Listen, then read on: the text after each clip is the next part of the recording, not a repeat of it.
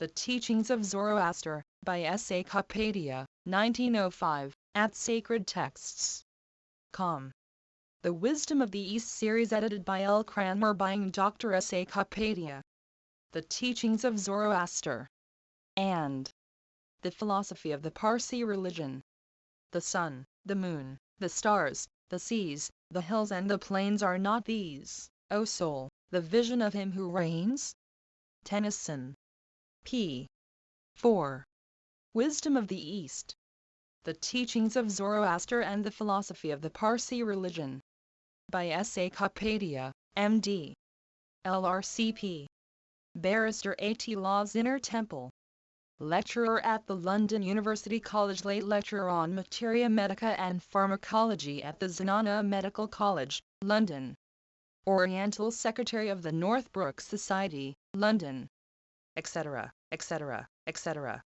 London. John Murray, Albemarle Street. 1905. Scanned, proofed and formatted at Sacred Texts. Com. April 2010, by John Bruno Hare. This text is in the public domain in the U.S. because it was published prior to 1923. P. 5. This book is respectfully dedicated by permission to Her Royal Highness the Princess of Wales by the author. The Teachings of Zoroaster, by S. A. Kapadia, 1905, at Sacred Texts. Com. P. 6, p. 7. Contents. Page. Zoroaster preaching Mazdaism. Page 15. Meditation on the Mount, conversion of King Ushtasp, manifestations of the deity. Page 16. Zoroaster's crusade idol worshippers, monotheists Mazdaisnians v. Polytheists Devaoisnians, migration of Devaoisnians and Hinduism. Page 17. A parallel, the ancient Persian and the modern British Empire. Page 18. The fall of the Persian Empire and migration of the devout Zoroastrians to India. Page 19. The birth of Zoroaster. Page 20. The soul of nature. Page 21. Definition of Ahura Mazda God. Page 22. Meaning of the word Deva in the Avesta language. Page 24. Creation. Page 25. Zoroastrian speculative philosophy, Spenta Manias creative spirit and Angro Manias destructive spirit, their incessant conflict in the state of nature. Page 26. Doctrine of dualism refuted. Page 27. p. 8. Page. Evils employed by Angro Manias. Page 28. Invocation of Spenta Manias, of the life on the earth, the creation of 16 regions. Page 29. Yima Jamshud, the ruler of the Rayan of Asia, God's warning to Yima of the disaster to his kingdom Noah and his ark. Page 30. Spenta Manias and Angro Manias, a contrast between good and evil. Page 31. Hygienic rules laid down by Zoroaster, preservation of bodily health, fight against pestilence and disease Druxnacus. Page 32. Precepts of purity, cultivation and care of the soil. Page 33. The bubonic plague and the Parsis of Bombay, the armor of health forged by Zoroaster. Page 34. Zoroaster's moral philosophy. Vahumana the good mind, Akamana the evil mind. Page 35. Good thoughts Humata, good words Hukta, and good deeds Varshta defined. Page 35. Page 36. A Zoroastrian household, status of women. Page 37. Page 38. Morality of Zoroastrian women, tolerance. Page 38. An Avesta incident of mercy and charity towards the fallen. Page 39. Page 40. God and his hierarchy of archangels Amashaspans. Page 41. Kindness to dumb animals, complaint of Joyshirvan the overlord of the herd of cattle to God, a parable. Page 41. Page 42. A prayer of repentance for ill treatment or unkindness to domestic animals. Page 43. Prohibition of fasting from food. Page 44. p. 9. Of the life hereafter. Page. The body and the soul. Page 45. Severance of their tie of friendship, the glorious sunset of life, the soul's departure, its arrival at Chinvat Bridge, the recorder Merdavar at the gate of heaven. Page 46. Doctrine of reward and punishment. Page 47. Duties of a Zoroastrian youth after his confirmation, the way to Gar-Othman behest heaven, the result of the Zoroastrian philosophy. Page 48. Page 49. Incidents of life where religious teachings are wanting. Page 49. An illustration from life, from ignorance to crime, from crime to the gallows. Page 49. Page 51. Resurrection of the body. Page 52. Page 53. The memory of the dead. Page 54. All Souls Day. Page 54. Page 55. End of introduction. Extracts. Prayer of Ashim Vohu. Page 57. The Law of Ahura Mazda. Page 58. Commandments for the Body and the Soul. Page 58. The Soul's Destination. Page 61. The Soul's Rendering of Account. Page 64. Gatha Hymn. Page 66. Confession of Faith. Page 69. The Creed. Page 69. p. 10. Page. Prayer of Kemna Mazda. Page 70. Prayer of Kivir Thrimga. Page 70. Prayer of Ormuz Yasin, Praise of God. Page 70. God as the King, the Life, the Rewarder. Page 71. The Creation of the World by Ahura Mazda and Corresponding Evils by Angro Manias. Page 72. God's Warning to Yima of Winter and Deluge. Page 74. Blessings of Cultivating the Soil. Page 76. Happiness of the Earth. Page 77. Grief of the Earth.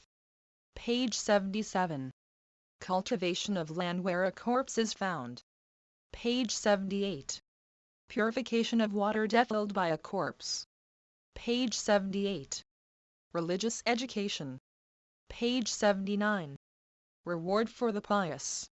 Page 80. Forgiveness of sin. Page 81. The temptation. Page 82. Banishment of Angromanias. Page 83. On loan. Page 84. On waste. Page 84. Temperance. Page 84. Soul's visit to the earth. Page 86. The Mazdao Yasnian Confession. Page 87. Padatarani, a prayer for repentance. Page 89. Marriage service. Page 91. The vision of Artaviraf. Page 92. Sanctity. Page 101. Prayer for safety. Page 102. Notes. Page 103. The Teachings of Zoroaster, by S. A. Kapadia, 1905, at Sacred Texts. Com. p. 11, p. 12. Editorial note. The object of the editors of this series is a very definite one. They desire above all things that, in their humble way, these books shall be the ambassadors of goodwill and understanding between East and West, the old world of thought, and the new of action. In this endeavor, and in their own sphere, they are but followers of the highest example in the land. They are confident that a deeper knowledge of the great ideals and lofty philosophy of Oriental thought may help to a revival of that true spirit of charity which neither despises nor fears the nations of another creed and color. Finally, in thanking press and public for the very cordial reception given to the Wisdom of the East series, they wish to state that no pains have been spared to secure the best specialists for the treatment of the various subjects at hand. LCR Buying. S. A. Kapadia. The Orient Press, 4, Harcourt Buildings, Inner Temple, London. The Teachings of Zoroaster, by S. A. Kapadia. 1905, at Sacred Texts. Com. p. 13. Author's Preface. Zoroastrianism is a religion much commented upon by a few enthusiastic Oriental scholars, and less understood by the general public. Out of the millions of believers of this faith in the bygone ages, there now remains a handful of devout followers, known as the Parsis. I have, therefore, ventured to put before my readers a brief sketch of the teachings of this divine prophet. I hope that the strangers to the faith may find in it food for philosophic enlightenment, and the Zoroastrians themselves a subject for deeper and wider researches in the untold wealth of sublime theology and philosophy, now looked up in the monumental tomes of the ancient Avesta writings. For extracts in this volume, I am greatly indebted, amongst others, to the works of the following eminent Oriental scholars: Dr. Martin Hogg, Dr. E. W. West, Dr. L. H. Mills, Professors. p. 14. Paragraph continues. Max Muller, Spiegel, Bleek, Westergaard, Z. A. Rogozin, J. Dharmasiddar, Mr. K. R. Kama, Ervard Kavasji Adalji Kanga, Mr. N. M. N. Kanga, Mr. J. A. Pope, and Dr. J. Adams. I have also to thank the India Office authorities for their kindness in placing at my disposal their splendid library of the Persian and Zend literature, and my old friend Sir C. Purden Clark, the director of the Victoria and Albert Museum, South Kensington, for his valuable suggestions regarding the ancient print of Zoroaster, which appears on the cover of this book, and my friend M.R. A. Kapadia, of Lincoln's Inn, for his kind assistance. S.A. Kapadia. Inner Temple, London, January 1, 1905. The Teachings of Zoroaster, by S.A. Kapadia, 1905, at Sacred Texts. Com. p. 15. The Teachings of Zoroaster and the Philosophy of the Parsi Religion. Introduction. I will now tell you who are assembled here the wise sayings of Mazda, the praises of Ahura, plus and the hymns of the good spirit, the sublime truth which I see rising out of these flames. You shall therefore hearken to the soul of nature. Contemplate the beams of fire with a most pious mind.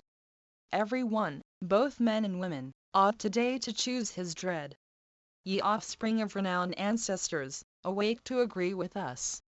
So preached Zoroaster, the prophet of the Parsis, in one of his earliest sermons nearly 3,500 years ago. Imbued from his infancy with deep philosophical, p. 16. and religious thoughts for the welfare and well-being of mankind, this ancient prophet of Bactria derived his holy inspiration after 30 years of divine meditation on the secluded and inaccessible mountain top of Ushtarena. Thus fortified in communion with Ahura Mazda, Spatama Zarathustra proceeded to the city of Balkh, at the time the capital of the king of Iran, Kava Vishtakpa. Clothed in pure white flowing vestments, bearing with him the sacred fire, plus a darbarzan mare, and a staff or scepter made of a cypress tree, this sage of antiquity appeared before the court of Kava Vishtakpa. By persuasion and argument he unfolded his religious mission, and proclaimed the mandate of Ahura, in order to elevate the ancient faith of the Aryas to its lofty and intellectual purity of monotheism. Somewhere in the region washed by the eastern shires of the Caspian Sea, on the fertile soil of Atropatene, the primeval Aryas toiled and labored in peaceful pastoral pursuit. In the early days of Zoroaster homage was paid and prayers were offered to the Supreme Being, usually through the recognized symbols of the deity. The heavenly firmament, tinted with cerulean hue, one limitless vault of refulgence and indescribable splendor, the resplendent orb of the rising sun, the ethereal gentleness of the p. 17. beaming moon, with her coruscating companions, the planets and the stars, the verdant earth, the swift-flowing river, murmuring in sweet cadence of eternity and bliss, the roaring sea of life and death, and the glorious fire of Empyrean, all these, in the days of the primitive Aryan religion, were believed to be so many manifestations of the Almighty God, and were accordingly symbolized. Things, which were originally manifestations of God's good work, became in course of time personified. assumed shapes of deities in the frail imagination of the devotees, and finally came to be adored in lieu of the great architect of the world. Thus, a religious system, in itself philosophically sublime, degenerated into a system of polytheism, having for its object adoration of idols and visible forms of good and evil spirits, reflective of human imagination. This was the great evil, the crime of ignoring the Creator for the created, which our prophet Zarathustra labored to remedy, and to restore the then ancient faith to its pristine purity of Ahura worship was his chief object. This led to a schism amongst the Indo-Iranians. One branch of the ancient Aryas, powerfully supported by the state, became Mazda-Yasnians monotheists, and the other of the same stock remained staunch to the worship of material gods, and were known as Devo-Asnians polytheists. Inevitable war of creed and faith resulted. p. 18. In the migration of the weaker and polytheistic branch to the fertile plains of India, where it took root and blossomed into the absolute Brahmanism of the modern Hindus. The other remained on the native soil, flourished for centuries, built up an empire, and finally in its turn gave place to the Moslem hordes of Arabia. It migrated, and by the irony of fate, sought and obtained shelter with religious toleration among the banished sister branch of the primeval stock. The appearance of Zoroaster, to teach his excellent religion before King Gushtasp and his wise and learned courtiers, may be well compared to that of St. Augustine before King Ethelbert in the 6th century of the Christian era. It is a curious historical coincidence that in both oases extreme piety, religious convictions, eloquent and persuasive arguments, prevailed. England received the blessings of Christianity through the Saxon King Ethelbert, and rose in its might to be a great Christian nation, whose empire in the 20th century of the Christian era extends over land beyond the seas, and under whose scepter are folded together vast millions of most loyal subjects of His Britannic Majesty King Edward VII. So, 3,500 years ago, did the mighty Gushtasp of Iran espouse the cause of Zoroaster and spread the Mazda-Yasnian religion to all the corners of his p. 19. Vast empire. He was the first founder of the doctrine of the state religion. Under the renowned and mighty warriors Cyrus and Darius of Persia, the national flag of state and Zoroastrianism, welded together in unity, proudly floated over untold millions, who claimed protection and paid homage to the Persian court. Thus, through generations and generations, flourished Zoroastrianism, to be ultimately shattered and almost annihilated by the Arabs of the Caliph Omar at the Battle of Nehavand, AD 642. Subsequent events may well be described in the words of Thomas Moore. Is Iran's pride then gone forever, quenched with the flame in Mithra's caves? No, she has sons, that never, never will stoop to be the Moslem slaves, while heaven has light or earth has graves. Inspired with zealous fervor, conquered but never vanquished, a few Magian fathers of the East boldly sallied forth in a frail bark to seek their fortunes in other climes. After undergoing terrible hardships, they floated, at the mercy of the tempestuous ocean, to the hospitable shores of western India. Since then, centuries have passed, and the Parsis have made themselves known in the West for their charity and benevolence, for their staunch loyalty to the crown, for their commercial, educational, and political achievements. p. 20.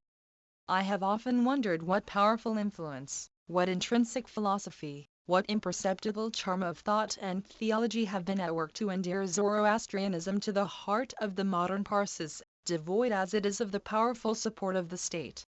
Uprooted from its native soil and transplanted for centuries amongst the Hindus. In the following pages I shall endeavor to show why Zoroastrianism has maintained its divine power and prestige amongst them. Nearly 3,500 years ago, at Ray, in Media, there lived a man of the name of Purushaspa, who led a holy and righteous life with his wife Dogdho.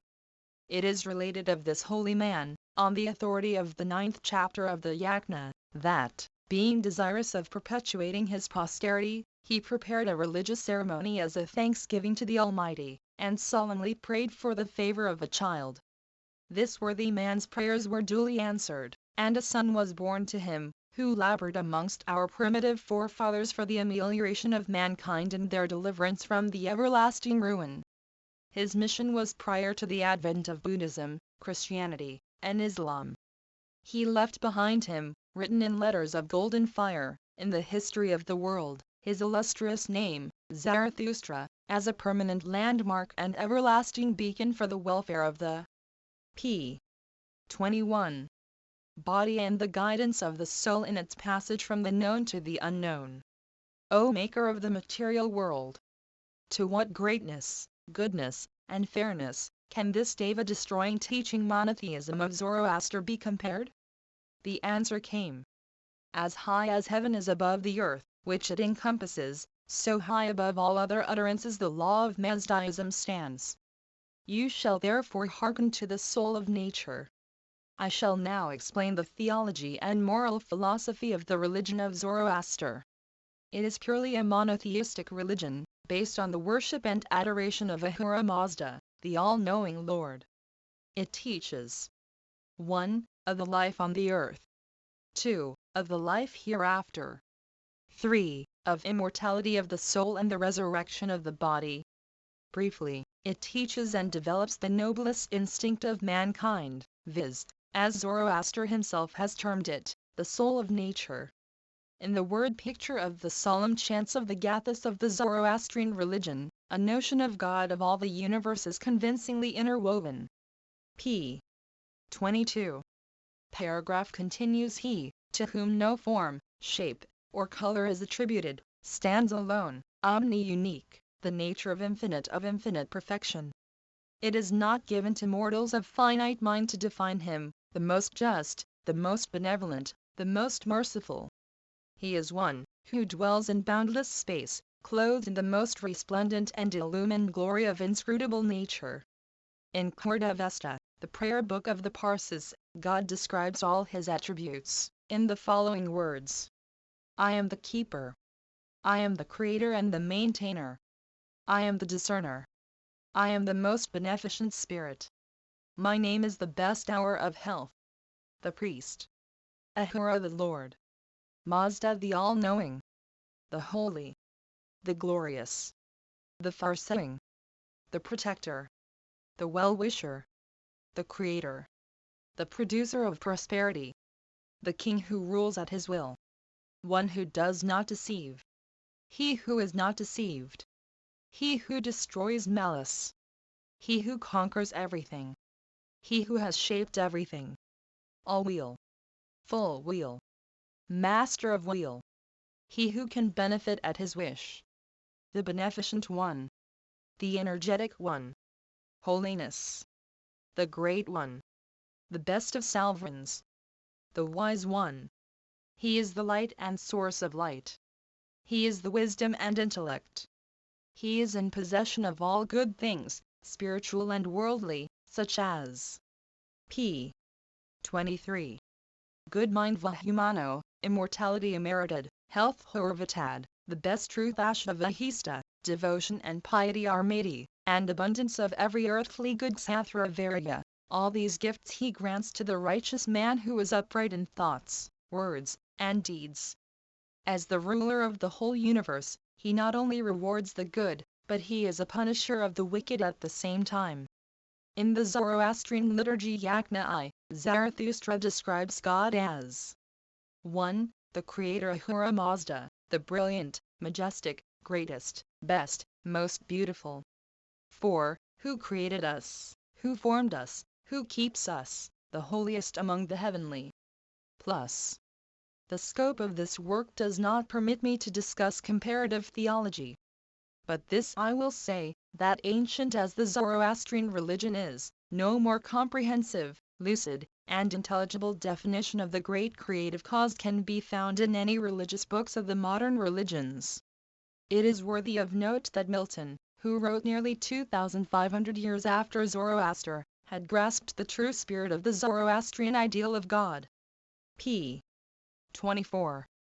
Unspeakable who sitt'st above these heavens, to us invisible or dimly seen in these thy lowest works, yet these declare thy goodness beyond thought, and power divine. Having established the belief in the great creative power, Zoroaster proceeded to strengthen and fortify his followers by carefully warning them against the influence of the evil spirit. One of the greatest evils in the time of the prophet was the tendency of the populace to adore and worship God's manifestations or created elements. Slowly, superstitious belief, for want of good guidance, created imaginary and fanciful gods, who were materialized in idols, and worshipped at the whim of the believer. In the language of the period, amongst the ancient Arya's, the word Deva signified God, from the Aryan root div, to shine, and consequently all those personified manifestations of nature were called Devas. Zoroaster quickly perceived that the ancient monotheistic religion of the Aryas was degenerating into a state of image and idol worship. He had already taught the people the soul of nature. It became necessary that he should stamp out the so-called idol Devas. Thenceforth Zoroaster, in the Avesta language, used the word Deva in the sense of an evil or wicked spirit. The old root div, to shine, has given us such words as Deus in Latin, Deva in Sanskrit, Zeus in Greek, and Tius in German. p. 25. For God. The Avesta language of Zoroaster is the only ancient language in which quite a contrary and evil meaning is attached to this word, and, so far as this religion is concerned, the word Deva still has an evil meaning. Had the great Xerxes been successful in his wars with the Greeks, the Mazdaeanian faith would have been established in the West, and all the modern languages would probably have been now using the word Deva for the devil, or the evil one. Let me but for a moment lift the veil, and show you the most hallowed and impressive picture of Zoroastrian speculative philosophy. In the plenitude of the creation there, one perceives the hand of the Creator in His mighty majesty, creating and completing this universe at 6 different periods. First, the heavenly firmament. Second, water. Third, the earth. Fourth, plants. Fifth, lower animals. And sixth and last, man. Man is created free to act after his own heart and understanding. I have made every land dear to its dwellers, even though it had no charms whatever in it, said Ahura Mazda to Zoroaster. 16 different regions and countries created by Ahura Mazda are carefully described in the first Fargard of the Vendidad, giving a more or less geographical notion to modern readers of the origin of the population in Central Asia. p. 26. But the most important speculative philosophy, disclosed by this Fargard, is the existence of 2 primeval causes in the state of nature, working in opposition to each other, known in the Avesta language as Spenta-Manias the creative or augmenting spirit, and Angro-Manias the destructive or decreasing spirit. Since the creation, there has been an incessant state of conflict between these rivals. The records of these encounters, in which man as a free agent plays his part with his soul for a stake, are bound up in the annals of the world, to be finally unfolded, read and adjudged on the great day of judgment. This philosophy of the good and the evil spirit, creative of the material world, is not to be confused with the idea of dualism. Many learned writers, of European fame, have clearly proved that Zoroaster did not preach dualism. The evil spirit is not endowed with any of the attributes of the Almighty. Neither is he placed in opposition to, or made a rival of, God. I have carefully read the exhaustive comments made by Western scholars on this subject, some in favor, and the majority of them against the theory of dualism. As a great deal of controversy has been raised on the doctrine of 2 rival spirits, I think it necessary to quote from the Avesta, and also from the later Pahlavi text, to prove that dualism is not one of the doctrines preached by Zoroaster. p. 27. Ahura Mazda, through omniscience, knew that Ahriman exists. The evil spirit, on account of backward knowledge, was not aware of the existence of Ahura Mazda. Ahura Mazda sets the vault into which the evil spirit fled, in that metal. He brings the land of hell back for the enlargement of the world. The renovation arises in the universe by his will, and the world is immortal forever and everlasting. So it is declared that Ahura Mazda is supreme in omniscience and goodness, and unrivaled in splendor. Revelation is the explanation of both spirits together, One is he who is independent of unlimited time, because Ahura Mazda and the region, religion, and time of Ahura Mazda were and are and ever will be. While Ahriman in darkness, with backward understanding and desire for destruction, was in the abyss, and it is he who will not be. Amongst others, the celebrated Dr. West, to whom the Parsis are greatly indebted for his researches in the Avesta writings, finally refutes the charge of dualism brought against Zoroastrianism by some learned divines, who discover dualism through the spectacles of modern religions. The reader will search in vain for any confirmation. p. 28. Of the foreign notion that Mazda worship is decidedly more dualistic than Christianity is usually shown to be by Orthodox writers, or for any allusion to the descent of the good and evil spirits from a personification of boundless time as asserted by strangers to the faith. Reading carefully Fargard I of the Vendidad, I cannot help admiring the sublime theory of nature, so far as it relates to the destructive spirit. Now, what are the evils employed by Angromanius? A great serpent. Winter months freezing water and earth, and retarding the growth of fruit-bearing trees and other vegetation useful to mankind. A poisonous wasp. Evil thoughts. Wild beasts destructive to animal kind. Doubt or unbelief in the Creator. Indolence and poverty. Idol and image worship. Devastation or plague. Sorcery. Fevers. Falsehood. Darkness. Noxious smells. And wickedness. These are the few evils employed by Angromanius to retard the progress of, and if possible, destroy mankind. It is quite evident that the sole aim of Zoroaster's teachings is to raise God's best and fairest work, man, to the level of human perfection by good words, good thoughts, and good deeds, so as to enlist the services of the good spirit. Spenta being thus p. 29. invoked, a protection from evils can be obtained, and the soul of man at the trumpet call can be clothed in a fit and proper state of piety to render homage to his Creator. Of the life on the earth. A graphic description of 16 of the regions and countries created by the Almighty is given in the Vendidad. They extend from the shores of the Caspian to the banks of the Indus in Hindustan. The favored man of God was Yima, known in the Shah name as Jamshud. To him God's command, enlarge my world, make my world fruitful, obey me as protector, nourisher, and overseer of the world, was given. Yima was presented with a plough and a golden spear, as symbols of sovereignty. He set to work to carry out this holy mandate, brought large tracts of land into cultivation and filled them with men, cattle, beasts of burden, dogs, birds, and ruddy burning fires. Imagination soars high at this picture of pastoral bliss, of